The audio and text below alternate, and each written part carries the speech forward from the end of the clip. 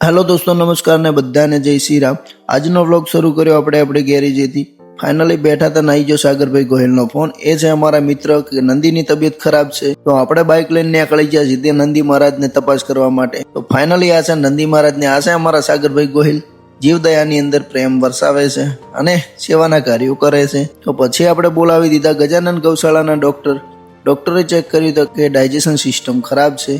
તો પછી ડૉક્ટર સાહેબ કે થોડી ઘણી આપણે દવા કરી નાખીએ।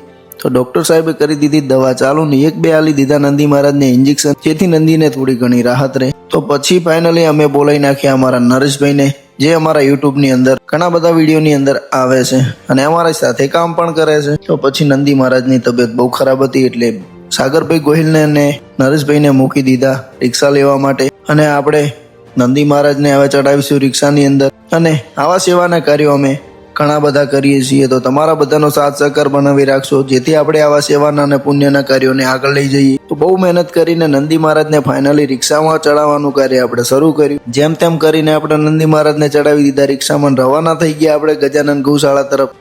ફાઇનલી પહોંચી ગયા આપણે ગૌશાળાએ અને રિક્ષા લગાવી દીધી પાછી અને નંદી મહારાજને ઉતારી દીધા ગૌશાળાની અંદર।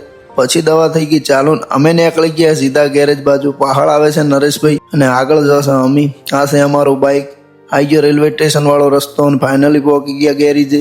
એક કસ્ટમર આવ્યું હતું, એમની ગાડી લઈને જવાનું હતું CNG નું ચેક કરાવવા જેતડા ચોકડી। તો ફાઇનલી અમીન અંકિતભાઈ નીકળી ગયા જેતડા ચોકડી બાજુ। તો આ છે અમારો દિયોદરનો બ્રિજ અને પછી ફાઇનલી ગાડી ત્યાં મૂકીને બોલાવી દીધા નરેશભાઈને લેવા માટે।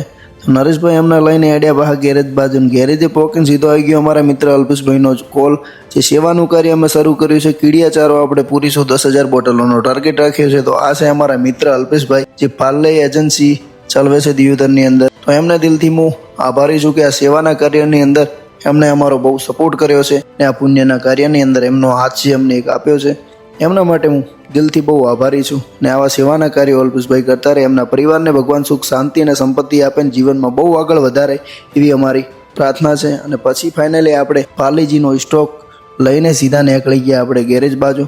અને દોસ્તો, તમને પણ અમારા સેવાના કાર્યની અંદર જોડાવા માટે તન દિલથી આરાધના કરીએ છીએ, જેથી આપણે સૌ મળીને આવા સેવાના કાર્યો કરતા રહીએ દોસ્તો। તો બસ આજ માટે આટલું ને આજનો વ્લોગ કરીએ અહીંયા સમાપ્ત।